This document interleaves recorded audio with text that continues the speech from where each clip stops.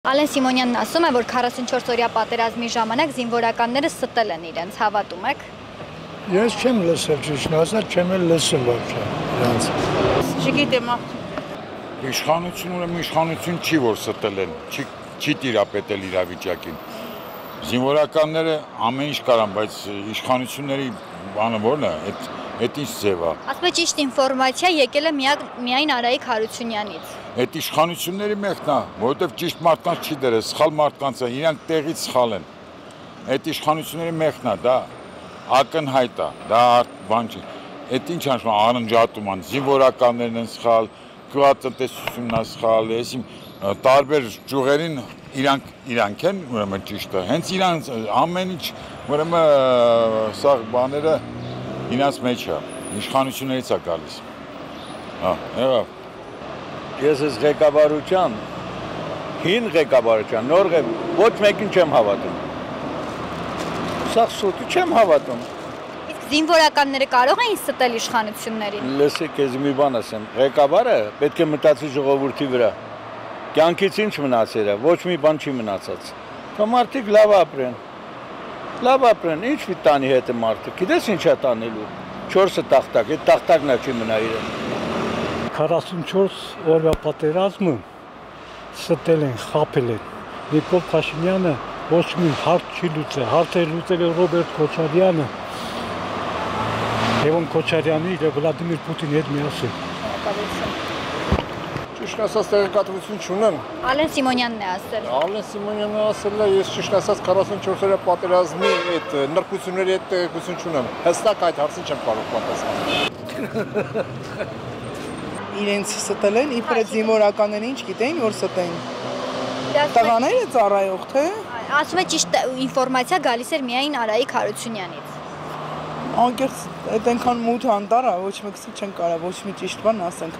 Ինչ վերաբերում է, եթե ես ինքս էլ զոհված զինվորի հարազատ եմ, քրոջս տղան ա եղել, սուտ է, ես չեմ հավատում։ Իրանք ոչ մի բան չեն կարող իմանալ, որ ասեն, այդ բոլորը ղեկավարության խնդիրն է։ Իրանք են իմացել, իրանք գիտեն միջև վերջ ինչ պետք է անեն։ Դժվար չեն կարող, ոչ մեկն էլ չեն կարող ասել։ Մութ անտառ է։ Ղեկավարությունը, քաղաքականությունը շատ մութ անտառ է։ Ժողովուրդը շատ չնչին մարդ են, որ կարողանան այդ հարցով ինչ որ բան կարողանան ասեն, որոշեն, կողմնորոշվեն, հասկանան, կարողանան պատասխան տան։ Եթե ժողովուրդը լիներ, չեն ուզենա իրանք լավ ապրեն։ Չեն ուզենա, ով կուզենար մեր երեխեքը այսօր այդ վիճակում լինեին։ Եթե պետք է սենց լիներ, թող տային այդ երեխեքի կյանքը չխլեին։ Մենք էլ մեր երեխեքից բան կհասկանային, կապրեին իրանց համար, բայց հիմա բոլորս ենք հիասթափվել։ Ոնց որ ինչ ուզում են թողանեն այդ վիճակը։ Իմ կարծիքն է, բայց չգիտեմ, հիասթափություն են մտցրել մարդկանց մեջ։ Բայց չեմ հավատում, չէ։ Զինվորները չեն կարող ոչ մի բան, եթե իմ ինը զինվորները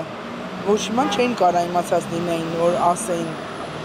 Հա, անհնար է, իրանք չէին կարող խաբեին, որ խաբեին, հենա մենք նույն մեր զինվորին պատերազմից 20 օր առաջ գնացել ենք Արցախ տեսակցության։ Կասել էլի երեխեն, որ սենց բան կա, ինքն էլ գար մեր հետ չէր մասնակցի այդ ոչ մի բանին։ Մեզ են խաբել, ծնողներին են խաբել, ոչ թե ղեկավարությանը։ Իրանք միջև վերջ տղամարդավարի իրանք խոսքը կորովը պահել են, բայց չեն պատկերացրել ինչի մեջ են մտնում իրանք, որ իմանային սենց կլիներ, չեմ պատկերացնում, այտենց հեշտ կհանձնում էին հետերը, պատկերացրել են ձիով կռիվա, չգիտեմ ինչ կռիվա, ու մտքով կանցներ։ Բայց ափսոս էին, երեխեք սերունդն էր ափսոս, մի ամբողջ սերունդ վերացրեցին։ Հիմիկվա նոր սերունդն էլ ընդհանրապես կներեք դուք էլ տղամարդեք, սերնդի տպավորություն չի թողում։ Ոնց նայում ես, նեղ շալվարներով, նեղ տրիկոներով, առանց սափրվելու, առանց կանտովկաների, սրանցից ինչ տղամարդ, ինչ պետք է լինի մեր ազգի վերջը, ես չեմ պատկերացնում։ Կանայք ավելի շատ են աշխատում, չարչարվում, տղամարդու նման ներդրում անում, քան տղամարդիկ։ 90%-ը չեն աշխատում։ Մենակ ասենք հնուց եկած ինչ ունենան կամ խաբեության, ոնց լսում ես վատ բան ես լսում։ Հələ Արցախից եկածներին էլ մեղադրում են, վիրավորում են, իբր եկել են, բայց հələ մտեք յուրաքանչյուր բնակավար բոլոր տեղերում արցախցիներ են աշխատում։ Այսինքն այդ մարդիկ միշտ էլ աշխատել են, ձգտել են, մտածել են ապրեն, ոչ թե համար սենց հեշտությամբ հանձնվեցին, եկան նստեցին, ինչ անեն, իրանց կյանքը թանկ է իրանց համար։ Այ կարող է ղեկավարները մի բան իմացած եղել են, խաբել են, բայց զինվորները, այդ ինչ զինվորների քաշը ինչ էր, որ ինչ որ բան իմանային, խաբեին։